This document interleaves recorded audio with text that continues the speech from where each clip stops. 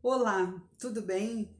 Eu sou Tânia Cunha do canal 50 Mais, 100% capaz, um canal feito para você que é um 50 mais, dono de uma pequena empresa, um empreendedor que ainda está no jogo.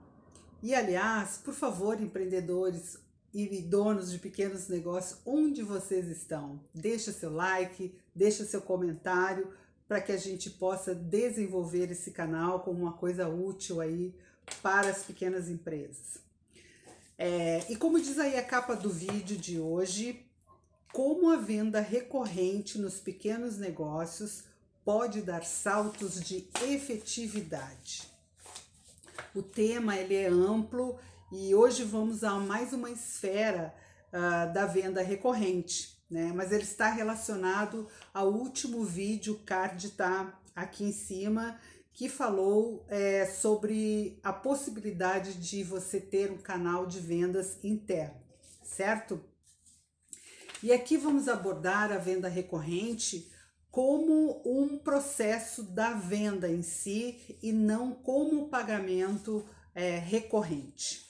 A venda recorrente ela pressupõe frequência de compras e preferencialmente de uma maneira evolutiva. Isso vai depender muito do seu modelo comercial.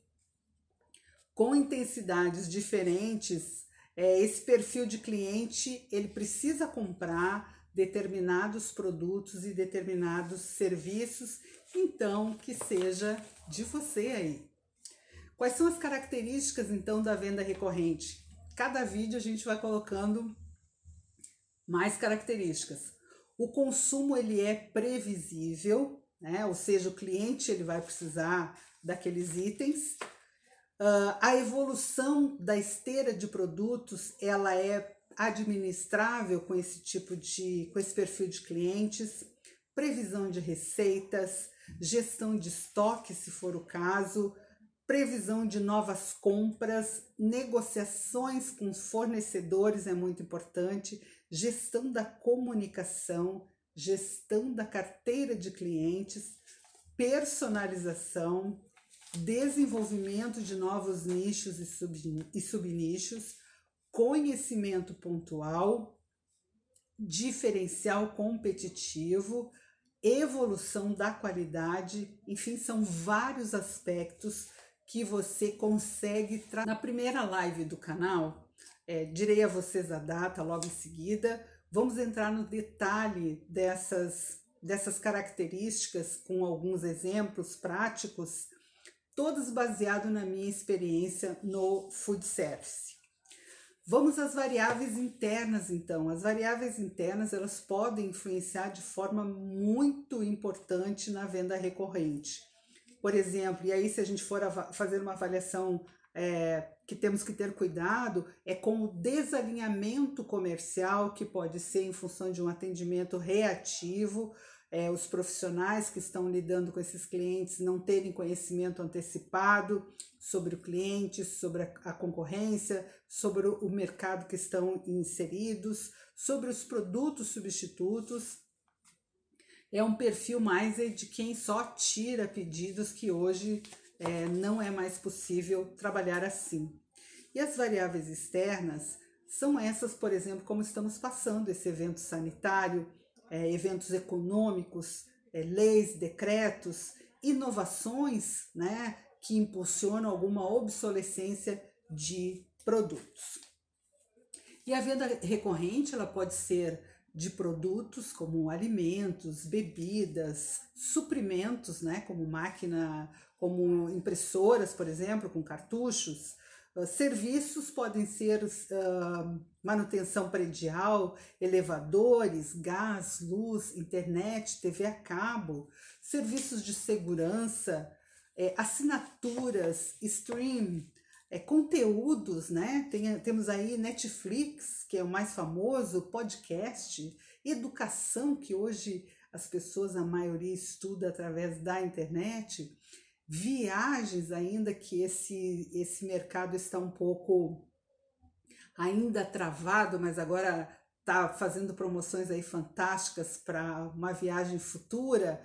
Então tem as viagens comerciais que continuam acontecendo, tem as viagens domésticas necessárias que também continuam acontecendo, especialidades médicas, produtos, cuidados pessoais, né? Produtos com obsolescência programada ou prevista, como telefone, carro, computador. Aí você pode pensar carro como um produto recorrente. Sim, mesmo que a gente não compre carro a todo momento, é um produto que tem previsão. Os carros, depois de um determinado ponto de uso, eles correm o risco de desvalorização. Então, em algum momento, eles são trocados ou são vendidos, enfim. E nesse interim, as concessionárias, as revendas, utilizam lá suas estratégias desse negócio, como os novos motoristas, quem está comprando seu primeiro carro, os veículos especiais, as frotas. São vários as alternativas para continuar em movimento com a sua receita. Ainda que essas aquisições sejam espaçadas, isso não descaracteriza a recorrência na compra. E a venda recorrente, ela pode ser completamente virtual, né? E completamente virtual e automatizada.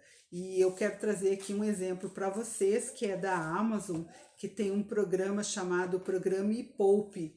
Ela não cobra taxa de participação. A Amazon tem milhares de produtos da higiene pessoal, produtos de limpeza, alimentos, bebidas, linha pet. E como é que funciona o programa da Amazon?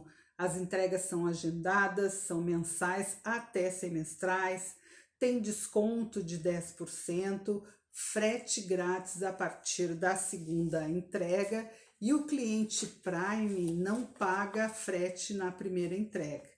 Itens infantis e de bebês podem ter descontos de até 15%. E os benefícios e as vantagens desse programa é um envio automático, o cliente zero de preocupação com falta, com reposição. E outra, o cliente não fica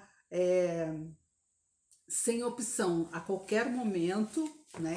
Evidente que tem alguns prazos, ele poderá cancelar esta assinatura, né? Essa venda recorrente.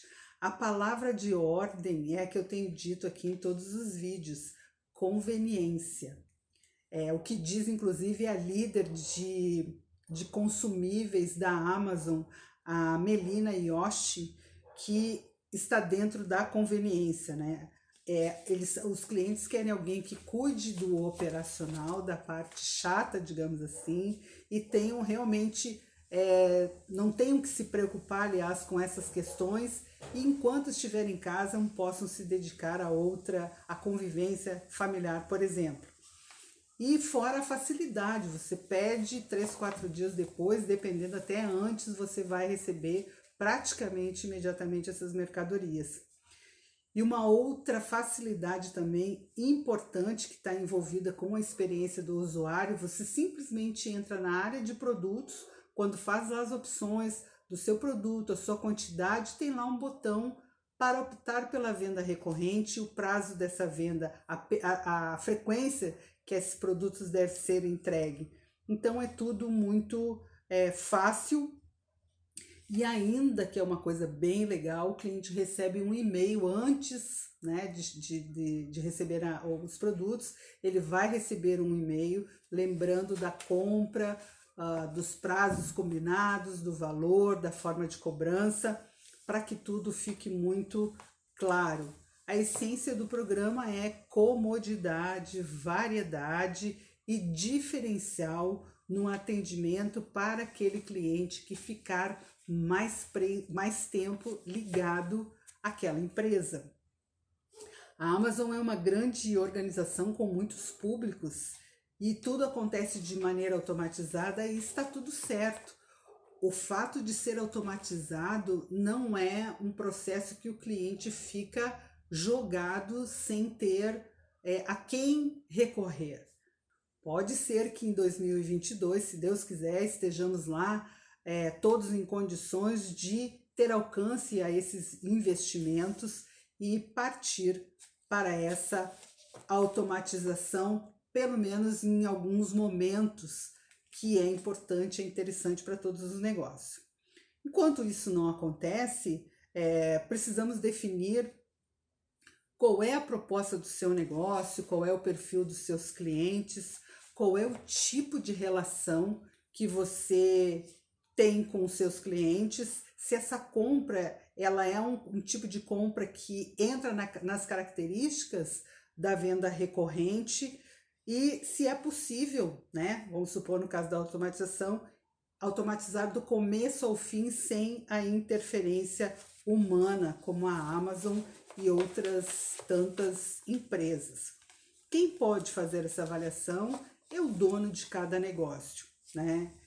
Baseado nos critérios do seu mercado que ele está inserido, do seu própria avaliação com seus clientes.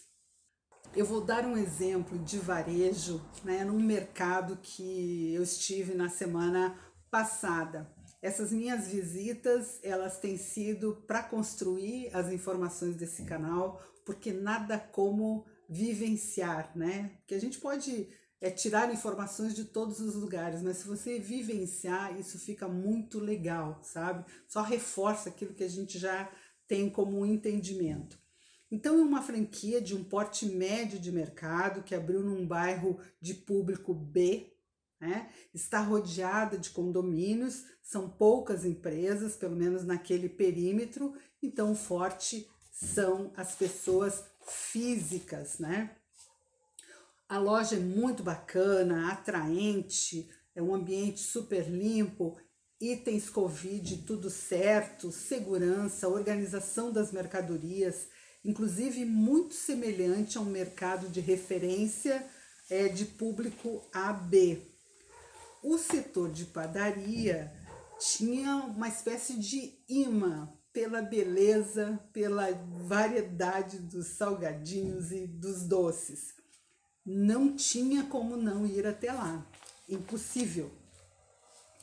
Na minha frente, uma breve fila, assim, 3 pessoas, na minha frente uma senhora comprando uma quantidade razoável de salgados e doces. Em dado momento, a atendente ofereceu uns croissants maiores e assim essa senhora disse: não, eu prefiro os menores porque isto é para um residencial geriátrico. Para isso, o que ela deveria ter sabido antes? Qual é a sua missão?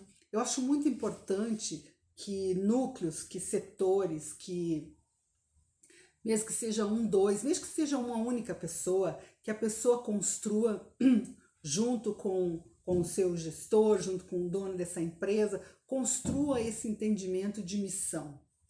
Isso é vital para os negócios hoje, porque os clientes têm muitas escolhas. Então, a gente tem que procurar ser o mais assertivo possível.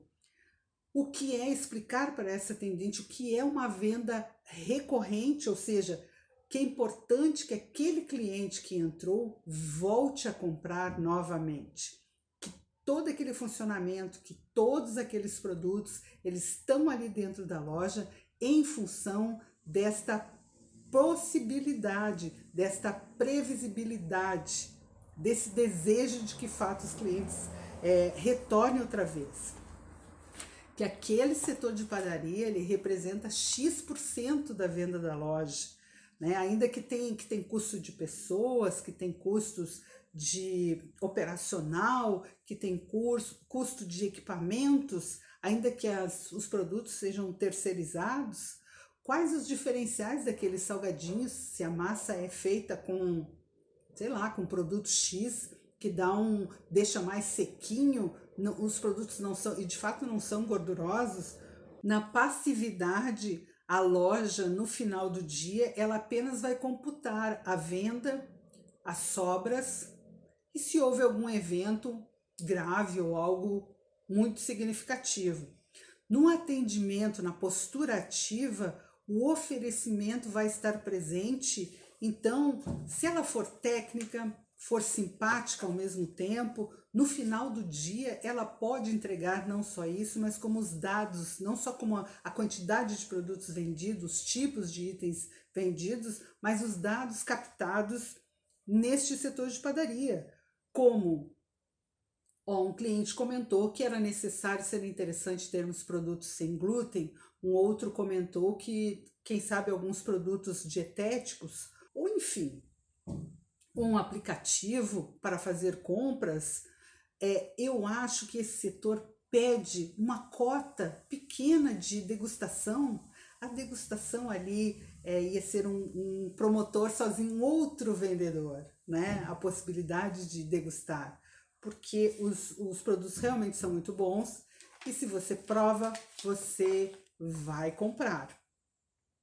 Se tem metas, ela precisa ganhar, ou seja, ser remunerada de forma diferenciada. Aliás, eu acho que essas nomenclaturas, esses apelidos das profissões, esses nomes das profissões, não apelidos, mas que deveriam estar embutidas legalmente, dependendo da função, a questão da venda, né? Porque quando uma empresa enxerga um profissional pequeno, o retorno vai ser na proporção. Pode ser muito em função das questões legais. Infelizmente, nós temos leis extremamente arcaicas que engessa a maioria das empresas nessa questão das funções. E como fazer isso diante desses impedimentos legais? É contratar vendedores internos e não atendentes de padaria, por exemplo. Você poderá ter profissionais mais engajados, estimulados a seguirem em frente e, obviamente, ter um ganho diferenciado. Se você limita a atuação daquele profissional naquele quadrado, naquele pequeno espaço, é dentro daquilo ali, somente naquilo ali que ele vai acabar resultando. E o que mais poderia ser feito, ainda que estivesse com o rosto praticamente todo coberto, os olhos podem sorrir, né? E a voz eu já disse para vocês que tem um grande poder de transformar muita coisa, é só observar a vida da gente, né? A gente gosta de histórias, a gente conta história para os filhos, em alguns momentos até no próprio trabalho, a gente também conversa na forma de história. Então, a voz ela tem esse poder de acionar muitos gatilhos mentais importantes e a voz também pode sorrir. E ainda, e não pense que isso é clichê, viu? Tome sempre esses exemplos por base você, no seu dia a dia, quando você vai nesses lugares, né? Então, isso não é uma coisa teórica, né? Ela vem da prática. Perguntar quando alguém chegar próximo qual é o seu nome, é um prazer recebê-la aqui. Você está comprando produtos com qual finalidade? Posso lhe sugerir? Isso não é uma forma invasiva. O profissional está sendo gentil, está sendo solícito e, de fato, tem que parecer e ser entendido que isso é, de fato, uma ajuda diante de tantas coisas deliciosas. Ainda assim, poderemos ter vários sinais, né? Como um sinal vermelho, um não categórico, ou seja, o cliente não aceita ajuda, não quer papo. Mesmo assim, no final, a gente agradece, deseja que aproveitem os produtos, que gostem e que volte sempre. Então, vou lhe dar o telefone, vou lhe dar o WhatsApp ou o aplicativo, ou enfim. É necessário continuar sendo gentil, mesmo quando a gente recebe um não. Um não é hoje e na próxima venda pode ser um sim. Um sinal amarelo é quando o cliente diz, bem, não sei, são tantas coisas, são tantas opções. Então, por favor, me diga qual a ocasião, quantas pessoas, por que motivo vocês estão comemorando. Enquanto isso, o cliente vai provando ali aquela nossa cota de degustação. Isso muda o jogo, né? E um sinal verde que já foi ok em tudo isso, a gente pode ainda agregar. Você precisa de mais pratinhos, papel toalha? guardanapos, palitos, água com gás, água sem gás, refrigerante diet, um café.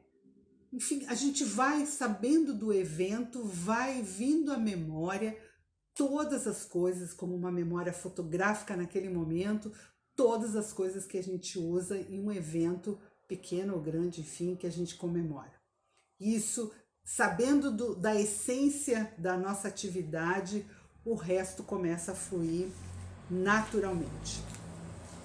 E desta forma, a recorrência está plantada, assim como a esteira de produtos.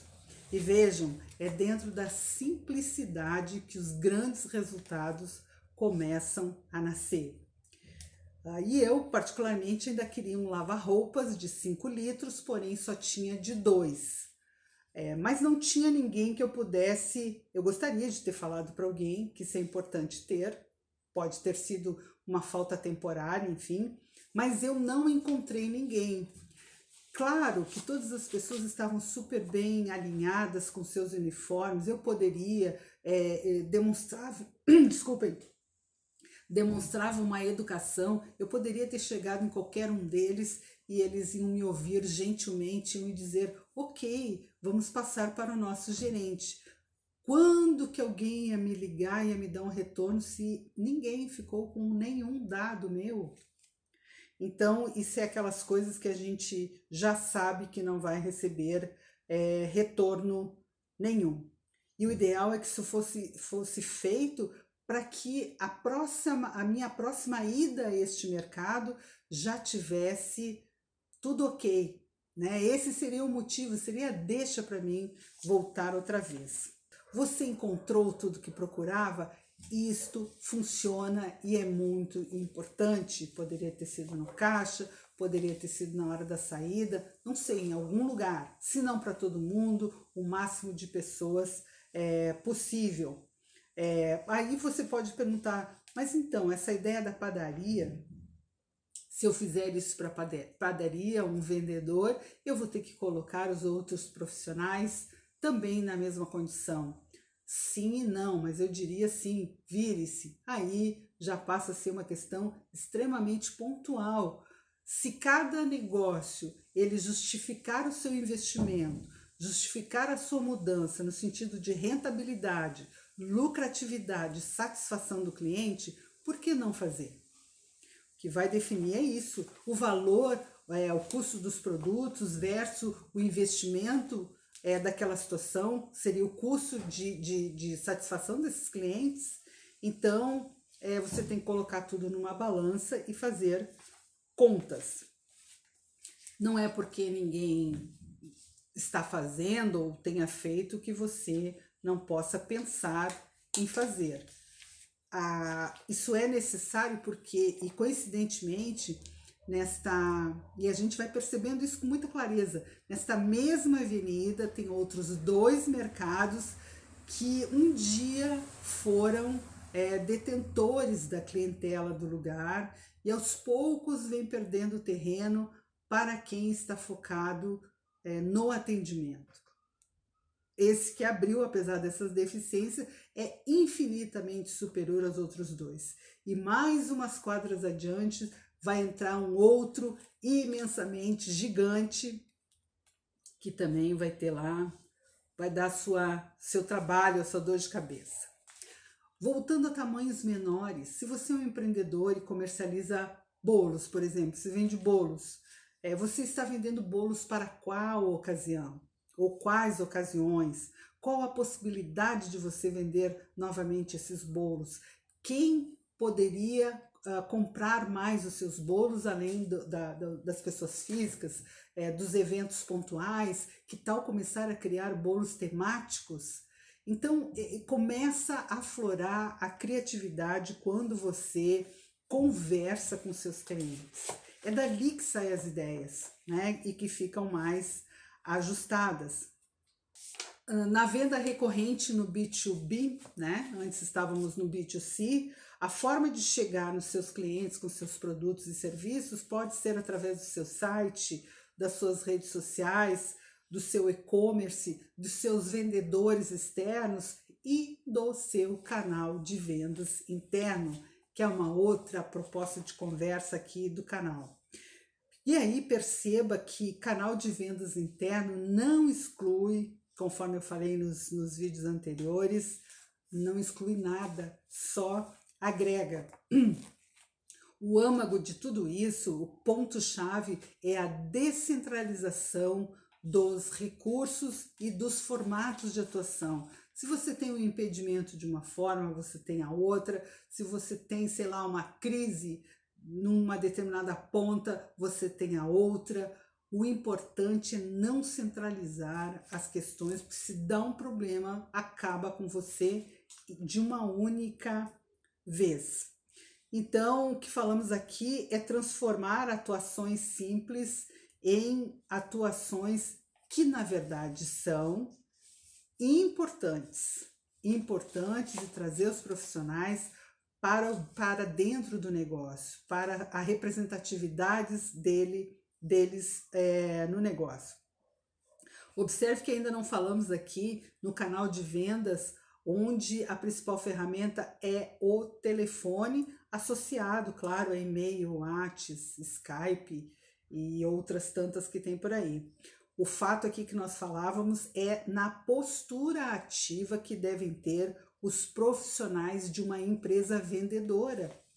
E isso você, mais adiante, podemos falar, você pode ter na sua cobrança, você pode ter no seu financeiro, você pode ter, enfim, em vários setores. O cliente da venda recorrente, ele traz uma contribuição extremamente valiosa para o negócio em relação a portfólio, por exemplo. Você consegue saber se você deve ter ou não um produto, se você deve adquirir, colocar em linha, se você deve retirar o produto, qual o volume médio, qual a periodicidade. Com isso você consegue encaixar dentro das suas negociações com seus fornecedores. Você se organiza para sazonalidades. E se você tem clientes que você conhece, clientes especiais que você vai conhecendo, esses clientes vão trazendo sugestões para você implementar, como alguém, por exemplo, que goste de vinhos. Então, essas pessoas gostam de vinhos nacionais, gostam de vinhos importados. Isso é um ou dois clientes, isso é comum a vários clientes. Então, vou fazer a semana do vinho, eu vou fazer parceria com marcas de alguns vinhos, eu vou criar momentos de degustação. São novidades isso que eu estou falando? Não, de forma alguma. Só que tem duas coisas que acontecem. Uma é que às vezes as empresas fazem uma vez, não dá um boom de resultado, param de fazer. As outras fazem eventualmente e não trabalham em cima daquele resultado, ligando para o cliente, perguntando o que achou, o que faltou, criando uma comunicação, que hoje a internet dá isso com maior agilidade, comunicações pontuais, onde ele possa ter a resposta desse cliente, quando ele está presente com você. Então, dentro de uma videoconferência, uma videochamada, tem vários momentos que você tem que perguntar. Isso é muito importante, e a partir daí criar estímulos para que ele continue dando sugestões, informações para você, e de forma que você também crie oportunidades interessantes, como momentos temáticos, enfim, tem uma série de coisas para continuar consumindo no seu negócio. E aquele cliente, inclusive, ele pode entrar para a sua lista de clientes especiais, recorrentes, e ele pode estar presente na sua divisão de bebidas, ele pode estar presente na sua divisão de alimentos e de outros itens. Com isso, você também personaliza pacotes de ofertas para ele. Soma-se a isso o conhecimento que você vai ter do comportamento de clientes como ele, ou da sua região, ou enfim. Uma outra questão importante também em qualquer formato de venda, que são as métricas, né? Não importa o seu formato, as métricas elas vão demonstrar como esses atendimentos estão se saindo. né? Os resultados, por exemplo, os resultados precisam de acompanhamento diário, semanal, quinzenal. Não vale só depois que um mês terminou, um bimestre terminou, conforme o tempo de avaliação do seu negócio, para você entrar em contato com estas informações. Nós temos uma métrica muito importante chamada Net Promoter Score. Ele é uma métrica de avaliação para medir a satisfação dos clientes e a lealdade deles em relação à sua marca. Essa ferramenta ela é usada no mundo todo, da pequena a grande empresas. A maioria sabe disso, eu diria que a maioria sabe, mas esquece. Faz uma vez, duas e depois não faz mais. Essa métrica ela foi criada por um consultor chamado Fred Reichheld em 1993. Então tem menos de 30 anos essa métrica. Desta métrica, nesta avaliação, surgem 3 grupos de clientes, né? São os promotores, quem vai falar bem do seu negócio, está satisfeito com seus produtos e serviços. Os clientes neutros, ou seja, não se manifestam nem que está ruim, mas também nem que está bom. Então é muito perigoso ficar aí no meio termo, pode pender para um lado e para o outro. E os detratores, que são aqueles que vão falar mal do seu negócio, estão insatisfeitos e provavelmente não voltarão. Então, qual é a nota qual é a classificação? Onde é que fica os promotores? É aqueles clientes que liderem notas entre 9 e 10. E os neutros, notas entre 7 e 8. E os detratores são notas entre 0 e 6. Se você não tem aquela automatização das galáxias, né, você pode fazer isso através de ferramentas gratuitas que tem aí na internet. Você pode fazer numa planilha de Excel. Quem quer, dá um jeito, né? Então, um exemplo prático. Você tem, por exemplo, 40 clientes. Desses 40 clientes, 30 deles, né, deram notas para você entre 9 e 10. Então, você tem aí os promotores. 2 clientes ficaram no neutro e 8 clientes deram notas que lhe colocaram na categoria de detratores.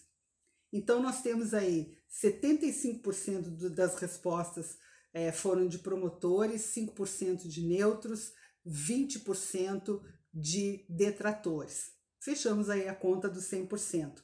Qual é o cálculo que nós faremos para ter o score final? É 75, que são os clientes promotores, menos 20%, que são os detratores.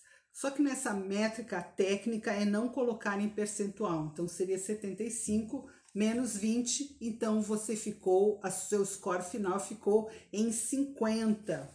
Aí na classificação técnica, na classificação final, a regra diz o seguinte: de 100 a 0, o seu caso é crítico, gravíssimo.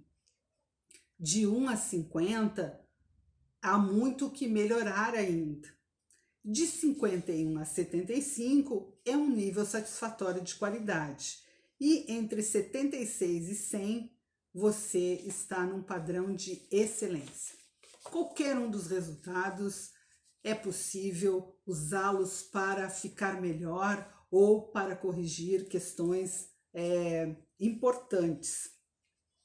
E ainda o Net Promoter Score, que é chamado de NPS, ele pode ter até 2 perguntas. Uma pode ser quantitativa, que no caso é as notas, né, de 0 a 10, e o outro pode ser uma questão qualitativa, por exemplo, com uma pergunta, o que motivou você dar essa nota?